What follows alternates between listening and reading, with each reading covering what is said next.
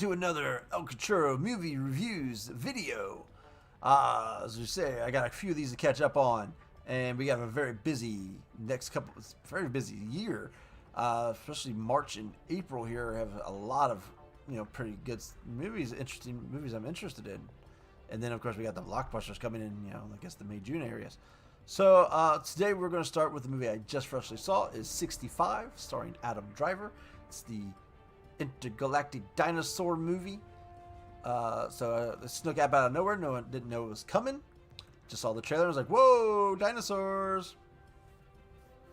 The movie's gotten a lot of hate so far that I've not really watched any of the videos to see what everyone's griping about. I got a few ideas probably why, at least on some of them. But I don't think it deserves as bad of the hate as it's getting.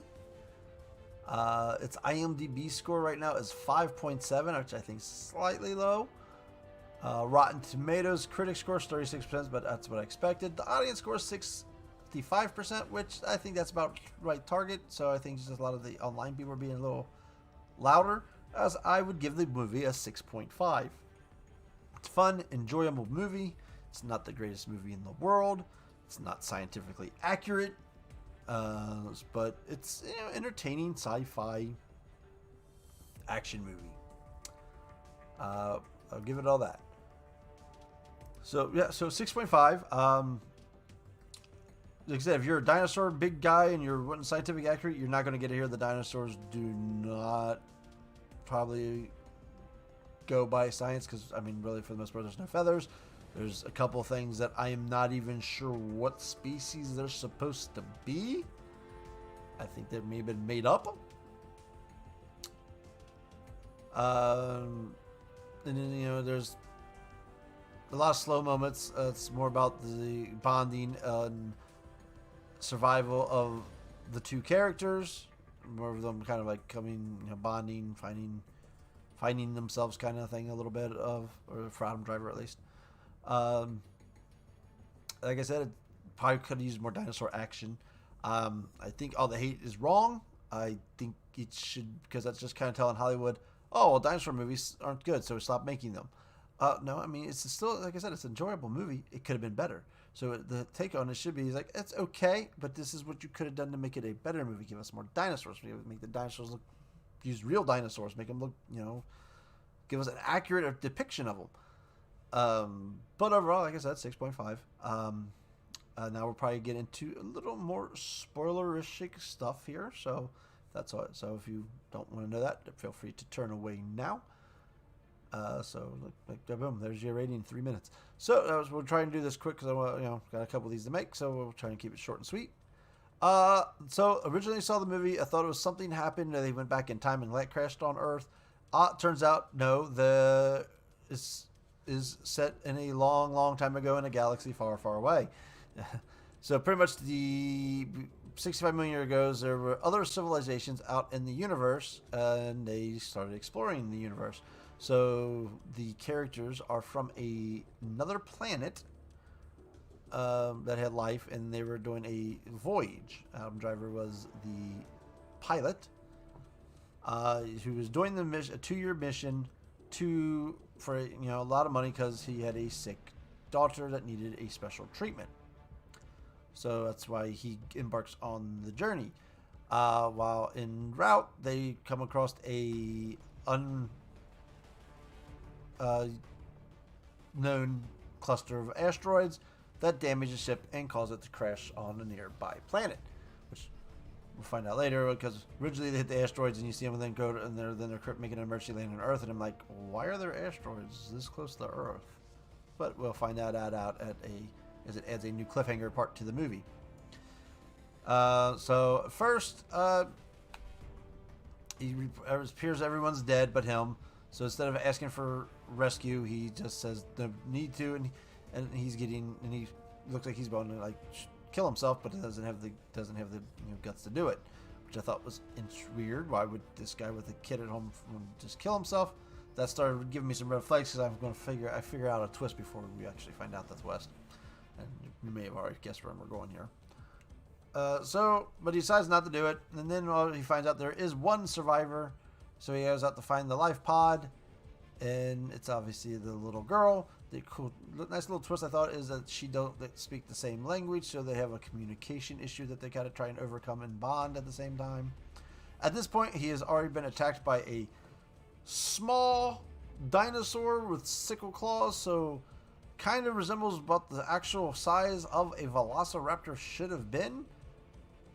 As we find out, though, this velociraptor should not exist in this part of the world or at this time frame that we find out that they're in. But whatever, the movie wants to, put raptors in the movie, of course. Not feathered, of course. So like I said, the dinosaurs do not look scientifically correct. We have some raptors, like a couple different, maybe a couple, like real small raptors, and then some medium-sized ones, and they're not feathered. Do get a scene, looks like, with some T-Rexes at the end. There's pterodon, and will appear to be a pterodon in one scene, and then a different type of pterosaur, which I've seen before, but I can't think of its name. Pretty sure it's in Jurassic World Evolution. It's got the curved bill, and then there's like a rounded crest on its head. I'm wanting to say Tapiara, but I could be wrong. So I thought that was cool that it, showed, that's a slightly different species. Then we also have these other animals, which I have no clue what they are. There's a small version of them, or I don't know if there's the same, if they're two different animals or not. One looks like a small version, one looks like a bigger version. They walk on all fours. These are carnivores. Kind of like, I don't know, it's supposed to be maybe some type of croc or something. I have no clue. But it's like goes around on all fours, and then the little ones are like in a big herd. And then the big bad in the movie is a really big one. I don't know, like I said, if it's supposed to be the same species or a different species, but there's a really huge one, the beast that comes up. They take on twice, including the climax, and it's also on all fours. Moves on all fours, kind of similar to like Indoraptors, I would say, but I have no clue what that's supposed to be. It doesn't look like any dinosaur that I've known of. So scientific accurate. If you're a big scientific accurate person, the dinosaurs don't look very realistic. So I mean, they don't look scientific accurate. The CGI on them is sufficeable. It's okay. I mean, maybe some scenes probably aren't the greatest, but they look, the animals looked real enough, I would say. So most of the movie is about him over with the little girl, and they're trying to travel because they find the other half of the ship has like a escape pod that can get them back into space. And they find out they need to do this because he's got this cool little thing, this little gadget that can pretty much do anything. It can scan for nearby things. It can plot distance to an object in the Earth. It can scan the things in the space and see what's going on. Plays videos. It's pretty much a pretty cool little gadget. And they figure out, they keep seeing this thing shining in the sky, and they find out that the asteroid that kills the dinosaurs is on its way and imminent to hit. So now we have that extra climax to the screen where they have to get off the planet before the asteroid hits. So a lot of it's about them making the journey to the other part of the ship, trying to make communication. They keep seeing, there's these video clips, I guess, where his daughter sent him while he was en route. That the other, especially the little girl in the movie, likes to watch. Like I said, you can kind of get from the video. You watch see some of the videos she's watching, some of the stuff going on, and you pretty much picked up. Like I said, I picked up what's going to happen. And before they revealed it to me, big spoiler if you haven't, if you don't care, just listen on. She did not survive the treatment that he went on the trip for. So I guess that explains why he didn't notice. Care about his own life and surviving, and then we find the little girl was alive. It gave him a purpose to get that little girl home, kind of renewed his faith in life and stuff like that, I guess you could say. So pretty much the plan is get to the ship, get out. They did get somebody was supposedly, a distress beacon was placed, and somebody was on their way to pick them up, but they had to get to the ship and get in outer space so they could get picked. So obviously they get to that, and then there's another climactic scene. That's when the T-Rex scene happens, and our other big bad guy comes back, and then they got to get in space as the asteroid is hitting the Earth in the wrong spot because it's supposed to hit in the ocean and off the Yucatan Peninsula. And it looks like more like it hits pretty much right where they were at. I mean, like it pretty much lands right wherever they were located at, and It technically looks like it was maybe on a shoreline a little bit, but yeah, I don't think it. So I do think that was a little off on where they had the asteroid hit.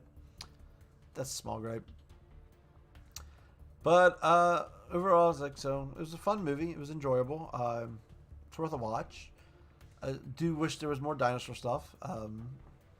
At least, you know, if you're going to do the Hollywoodization of the dinosaurs, at least give us more dinosaurs or more scenes with them. So I feel like it's a lot slow. It's a lot slow paced in some spots, and it's just more of them building a rapport with each other. Him having his overcoming, I guess, obviously, as we find out, is the death of his daughter.